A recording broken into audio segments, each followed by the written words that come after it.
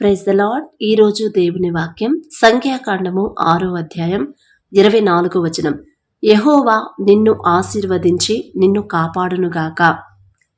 తండ్రి మనతో చెప్తున్న మాట. ఈ నూతన దినంలో నూతన వాగ్దానాన్ని తండ్రి మనకిస్తున్నాడు. తండ్రి మాట చొప్పున మనం నడుచుకుంటే, తండ్రి ఏ పనులైతే చేయమంటున్నాడు, ఏ విషయాల్లో జాగ్రత్తగా ఉండమంటున్నాడు, ఏ విషయాల్లో భయము భక్తి కలిగి ప్రవర్తించమని చెప్తున్నాడు, ప్రతి విషయంలో కూడా మనం జాగ్రత్తగా నడుచుకుంటా ఉంటే తండ్రి మనతో చెప్తున్న మాట, యెహోవా నిన్ను ఆశీర్వదించి నిన్ను కాపాడునుగాక. మన తండ్రి మనల్ని ఆశీర్వదిస్తానని చెప్తున్నాడు. మన తండ్రి మనకున్న సమస్యలు తీసివేస్తానని చెప్తున్నాడు. మన తండ్రి మనతో మన పనుల్లో మనకు తోడుగా ఉంటానని చెప్తున్నాడు. మన తండ్రి మన ప్రయాణాల్లో తోడుగా ఉంటానని చెప్తున్నాడు తండ్రి. ఖచ్చితంగా ఇప్పుడు ఎవరెవరైతే ఈ మాట వింటున్నారో తండ్రి మీతో చెప్తున్న మాట, మిమ్మల్ని ఆశీర్వదించబోతున్నాడు. తండ్రి మిమ్మల్ని కాపాడబోతున్నాడు. మీకు ఎలాంటి ఏ ప్రమాదం ఎప్పుడు ఎటువైపు నుంచి వచ్చిందో మనకు తెలియదు కదా. మనం ఏం జరగదులే, మనం చక్కగా క్షేమంగానే వెళ్తాంలే, నాకు ఏ ప్రమాదం రాదులే అనుకుంటా ఉండుండొచ్చు. అయితే అనుకోని ప్రమాదాలు, అనుకోని ఆపదలు, అనుకోని సమస్యలు మనకు వచ్చినా కూడా తండ్రి మనకు తోడుగా ఉన్నాడు. మనల్ని కాపాడడానికి తండ్రి మనకు తోడుగా, మన చుట్టూ తండ్రి కాపుదల ఉంచబోతున్నాడు. ఇప్పటి వరకు మీరు శాపంలో ఉన్నారేమో, ఇప్పటి వరకు సమస్యల్లోనే ఉన్నారేమో, ఇప్పటి వరకు మీరు అప్పులు ఆర్థిక ఇబ్బందుల్లోనే ఉన్నారేమో, ఇప్పటి వరకు అనారోగ్యంతోనే ఉన్నారేమో, ఇప్పటి వరకు ఇంకా అనేక సమస్యలతో సతమతమైపోతున్నారేమో, ఇప్పటి వరకు ఉద్యోగం లేక ఉన్నారేమో, ఇప్పటి వరకు మీరు చేసే ఓపికన్నా కూడా పని దొరకక ఖాళీగా ఉన్నారేమో, ఎన్ని ప్రయత్నాలు చేస్తున్నా కూడా ఉద్యోగం రావట్లేదేమో, ఎన్ని సమస్యలు ఉన్నా సరే ఈ దినాన తండ్రి మీతో చెప్తున్న మాట, నేనేదో గొప్పదాన్ని కాదండి, తండ్రి మాట పలికే అర్హత కూడా నాకు లేదు. అయినా సరే తండ్రి ఇస్తున్న ఆలోచన బట్టి యెహోవా నిన్ను ఆశీర్వదించి నిన్ను కాపాడును గాక. యేసు నామములో యెహోవా అంత గొప్ప తండ్రి మిమ్మల్ని ఆశీర్వదించి మిమ్మల్ని కాపాడుతున్నాడు, కాపాడబోతున్నాడు. మీరు దీన మనసు కలిగి ఉండండి, లోబడి ఉండండి, దేవుని మాట చొప్పున నడుచుకోండి. మీరు ఎన్ని ప్రయత్నాలు చేస్తున్నా అది అవ్వట్లేదు అని మీరు ఇబ్బంది పడొద్దు. మన తండ్రి మనతో చెప్తున్న మాటింటి, యెహోవా నిన్ను ఆశీర్వదించి నిన్ను కాపాడును గాక అని తండ్రి పలికిస్తున్నాడు అంటే చేయబోతున్నాడు అని అర్థం. ఇక మీరు నిరుత్సాహంలో ఉండొద్దు, అసహనంగా ఉండొద్దు, అవిశ్వాసులుగా ఉండొద్దు. నా తండ్రి ఈ మాట నాకు చేరవేశాడు అంటే ఖచ్చితంగా నా తండ్రి నాకు దారి చూపిస్తున్నాడు. అప్పులు తీరే దారి నాకు తండ్రి ద్వారాలు తెరవబోతున్నాడు. నాకు ఉద్యోగానికి నేను ఎన్నో రోజుల నుంచి, ఎన్నో నెలల నుంచి, ఎన్నో సంవత్సరాల నుంచి నేను ప్రయత్నాలు చేస్తున్నా, కానీ నాకు దొరకట్లేదు. కానీ నా తండ్రి ఈ దినాన నా తండ్రి నాతో మాట్లాడుతున్నాడు, నన్ను ఆశీర్వదిస్తానంటున్నాడు, నాకు ఏ ప్రమాదం రాకుండా కాపాడుతాను నా తండ్రి నాతో చెప్తున్నాడు. నా తండ్రి నాకు ఉద్యోగాన్ని ఇవ్వబోతున్నాడు. నా బిడ్డ వివాహంలో నా తండ్రి నాకు తోడుగా ఉండబోతున్నాడు. నేను చేసే వ్యాపారాన్ని నా తండ్రిని ఆశీర్వదించబోతున్నాడు. నా చేతి కష్టార్జితాన్ని నా తండ్రి నన్ను ఆశీర్వదిస్తానని చెప్తున్నాడు అని దేవుని మాట, తండ్రి మనతో ఒక మాట చెప్పించాడు అంటే ఆ మాటకి మనం కట్టుబడి ఉండాలి. ఆ మాట పట్టుకొని తండ్రిని స్తుతించాలి. ఆ మాట గుర్తు చేసుకొని తండ్రిని ఆరాధించాలి. ఆ మాట, ఆ వాగ్దానం మనం జ్ఞాపకం చేసుకొని ఏ పని చేస్తున్నా, ఎన్ని సమస్యలు ఉన్నా సరే సమస్యలన్నీ పక్కన పెట్టేసేయండి. తండ్రి మీతో చెప్తున్న మాట, యెహోవా నిన్ను ఆశీర్వదించి నిన్ను కాపాడును గాక. కాపాడుతాడు అంతే. మీరు ధైర్యంగా ఉండండి, అధైర్యపడొద్దు. తండ్రి మీతో ఉన్నాడు, మిమ్మల్ని ఆశీర్వదించబోతున్నాడు. మీరు చేయాల్సింది ఒకటే, ఏదైనా విషయంలో మీరు జారిపోతున్నారేమో జాగ్రత్తగా ఉండండి.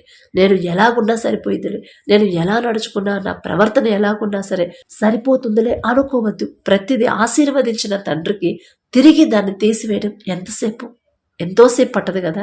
కాబట్టి ఆశీర్వాదం, తండ్రి ఆశీర్వాదం మన కుటుంబాల్లో ఉండాలంటే మనం భయము భక్తులతో నడుచుకోవాలి. ఇశ్రాయేలీలు తండ్రి కాపుదలని, తండ్రి ఆశీర్వాదాన్ని కోల్పోవడానికి కారణం ఇదే.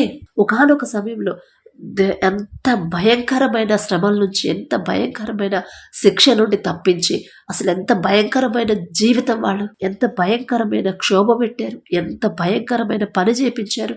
అయినా సరే తండ్రి వాళ్ళని విడిచిపెట్టకుండా ఎప్పుడో అబ్రహాం గారికి చేసిన ఆ వాగ్దానం జ్ఞాపకం, ఎన్ని వందల సంవత్సరాల క్రితం చేసిన వాగ్దానం, అవి జ్ఞాపకం చేసుకుని వాళ్ళని అక్కడి నుంచి విడిపించి, శత్రువుల చేతుల నుంచి విడిపించి తీసుకొచ్చి అంత జాగ్రత్తగా పగలు మేఘస్తంభమై నడిపించాడు, రాత్రి అగ్నిస్తంభమై నడిపిస్తూ ఉన్నాడు.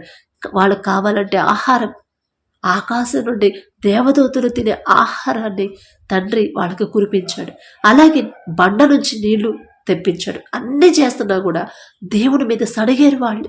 అందుకే తండ్రి వాళ్ళని విడిచిపెట్టి వెళ్ళిపోయాడు. ఎంత దుఃఖపడి ఉంటాడు, ఎంత హృదయం ఎంత నొచ్చుకొని ఉండింది తండ్రి హృదయం.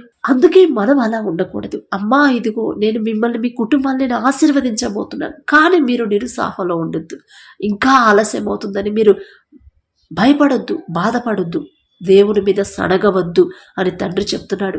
ఈ దినాన మీకు తండ్రి మనకిస్తున్న వాగ్దానం ఏంటంటే, యెహోవా నిన్ను ఆశీర్వదించి నిన్ను కాపాడునుగాక. ఖచ్చితంగా తండ్రి ఆశీర్వాదించబోతున్నాడు మిమ్మల్ని, మీ కుటుంబాన్ని. తండ్రి ఆశీర్వాదం మీ కుటుంబాల్లో ఉంచబోతున్నాడు. మీరు మాత్రం జాగ్రత్తగా నడుచుకుంటేనే, జాగ్రత్తగా తండ్రి మాట చొప్పున నడుచుకుంటేనే మన ప్రవర్తన, మన మాట, మన చూపులు అన్నీ కూడా దేవునికి ఇష్టంగా మనం మార్చుకోవాలి. ఏదైనా విషయంలో ఇంకా నేను ఎక్కడ దారి తప్పిపోతున్నారా, ఇంకా నా బిడ్డల్లో లోకంలో బ్రతుకుతున్నారా, ఇంకా ఎక్కడైనా ఏదైనా విషయంలో నా వాళ్ళు ఎవరైనా జారిపోతున్నారా అని ఏ రోజుకు ఆ రోజు ప్రతిదినం కూడా మీరు సరి చేసుకోవడం అలవాటు చేసుకోండి. దేవుని ఆశీర్వాదం మన కుటుంబాల్లో నుంచి వెళ్ళిపోకుండా ఉండాలంటే, దేవుని ఆశీర్వాదం మన కుటుంబాల్లో స్థిరంగా ఉండాలంటే మనం జాగ్రత్తగా ఉండాలి. దేవుని మాట చొప్పున, తండ్రి నొచ్చుకునేలా, మనసు నొచ్చుకునేలా, హృదయం నొచ్చుకునేలా మనం మాట్లాడకూడదు, ప్రవర్తించకూడదు, ఆలోచన కూడా చేయకూడదు, దేవుడి మీద సనగకూడదు. ఒకటే మాట తండ్రి మనతో చెప్తున్నాడు, యెహోవా నిన్ను ఆశీర్వదించి నిన్ను కాపాడును గాక. మరి ప్రయాణమై ఎవరు వెళ్తున్నారు నాకు తెలియదు, తండ్రికి తెలుసు. మరి ఏ పనుల మీద మీరు వెళ్తున్నారు తండ్రికి తెలుసు. ఎందుకు నా కుటుంబం ఇట్లా అయిపోతుంది, ఎందుకు నేను ఇంత ప్రార్థన చేస్తున్నా నాకు జవాబు రావట్లేదు అని మీరు ఒకవేళ నిరుత్సాహపడిపోతున్నారేమో. మరి ఇన్ని సమస్యల నుంచి ప్రార్థన చేయమంటున్నారు, ఎంత ప్రార్థన చేస్తున్నా జవాబు రావట్లేదు అని ఒకవేళ ఎవరు బాధపడుతున్నారు, ఎవరు అధైర్యపడిపోతున్నారు, అవిశ్వాసంగా ఉండిపోతున్నారు, వాళ్లతో తండ్రి చెప్తున్న మాట, చెప్పమంటున్న మాట, యెహోవా నిన్ను ఆశీర్వదించి నిన్ను కాపాడును గాక. ఖచ్చితంగా తండ్రి మనల్ని కాపాడబోతున్నాడు, ఆశీర్వదించబోతున్నాడు. కాబట్టి మనం చేయాల్సింది ఒకటే పని, ఈ వాక్యం పట్టుకొని ఈ రోజంతా మీరు ఏ పని చేస్తున్నా కూడా, నా తండ్రి నాకు సమస్యకి పరిష్కారం పంపించబోతున్నాడు, నా తండ్రి నేను ఎంత ఆలోచించినా నా సమస్యకి పరిష్కారం నాకైతే దొరకదు, నా తండ్రి నాతో మాట్లాడుతున్నాడు, నా తండ్రి నాకు వాగ్దానం పంపించాడు, నా తండ్రి నన్ను ఆశీర్వదించబోతున్నాడు, నా తండ్రి నాకు ఏ ప్రమాదం రాబోతుందో నాకైతే తెలియదు, కానీ నా తండ్రి నన్ను కాపాడబోతున్నాడు, నన్ను తప్పించబోతున్నాడు, నా కుటుంబాన్ని ఆశీర్వదించబోతున్నాడు, నేనే పాటిదాన్ని, నన్ను ఆశీర్వదించడానికి నేనే పాటివాడిని అని ఇలా తగ్గింపుతో మీరు గనక ఇదే మనసుతో, ఇదే మాట మీ నోటితో మీరు పలికారు అంటే ఖచ్చితంగా దేవుని ఆశీర్వాదం మన నుండి దూరం అవ్వదు. మీరు ఎంత తగ్గించుకుంటే, ఎన్నిసార్లు ఈ మాట ఈ దినాన, ఈ నూతన దినంలో ఈ మాట తండ్రి మనతో పలుకుతున్న మాటని పట్టుకొని, వాక్యాన్ని పట్టుకొని, నేనే పాటివాడినయ్యా, మీరు నన్ను ఆశీర్వదించడానికి నేనే పాటిదాన్నయ్యా, నన్ను కాపాడుతానని మీరు చెప్పడానికి నేనే పాటిదాన్ని, నా సమస్యకి పరిష్కారం పంపించబోతున్నాను అని మీరు నాతో చెప్పడానికి నేనే పాటివాడిని అని మీరు ఎవరైతే, ప్రతి ఒక్కరు కూడా ఈ మాట వింటున్న మీరు తగ్గింపుతో ఎవరైతే అలా మాట్లాడుకుంటారు, అలా ఆలోచిస్తారు, ఆ మనసు కలిగి ఉంటారు, నేనే పాటు దీన మనసు. మీరు ఏ పనిలో ఉన్నా కూడా మనసులోనే కదా అనుకునేది, పక్కనోళ్ళకి కనపడక్కర్లేదు. మన హృదయంలోకి ఆలోచన రాకముందే దాన్ని పూర్తిగా ఎరిగి ఉన్నవాడు మన తండ్రి మీద మనం ఎంత తగ్గించుకుంటే నన్ను ఆశీర్వదిస్తానని మీరు చెప్తున్నారయ్యా, నేనే పాటిదాన్ని, నన్ను కాపాడుతానని మీరు చెప్తున్నారు, నేనే పాటివాడినయ్యా అని మీరు గనక ఇలా మీరు అనుకోండి. నేను ఇదే మనసు అంటే ఇదే ఆలోచనతో ఉంటానండి. అంటే అది నా గొప్పతనం కాదు, తండ్రి ఇచ్చిన మనసు అది. ఇదే మాట మనసులో ఉండింది.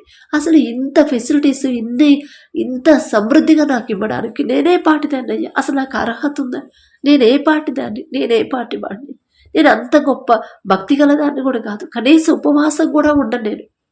నిజంగా అంటే మీరు నమ్మండి నమ్మకపోండి, ఒక్కరోజు కూడా నేను ఉపవాసం లేను.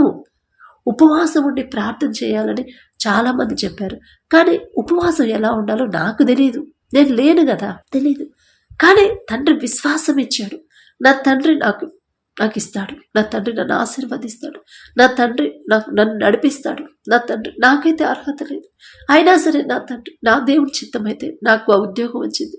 నా తండ్రి నాకున్నప్పుడు నేనెందుకు భయపడాలి, నేనెందుకు అధైర్యపడాలి అని ఇదే మాట ఈ ఖరాఖండిగా గట్టిగా నేను ఫిక్స్ అయ్యేది ఇదే ఆలోచనతో ఉంటాను. నా తండ్రి నాకున్నప్పుడు నేనెందుకు భయపడాలి, నా తండ్రి నాతో ఉన్నప్పుడు నేనెందుకు అధైర్యపడాలి, నిరుత్సాహపడాలి, నేను ఒంటరి దాన్ని అని నేనెందుకు బాధపడాలి. నా తండ్రి నాకు లేడా? సర్వ సృష్టిని కలుగజేసిన నా తండ్రి నాకున్నప్పుడు నాకింక వేరే తోడు నాకెందుకు అని ఒంటరిగా ఉన్నప్పుడు ఇదే మాట. ఆ ధైర్యం తెచ్చుకోవాలి మన తండ్రిని చూసి. అందుకే తండ్రి మీతో ఇప్పుడు అధైర్యంగా ఎవరున్నారు?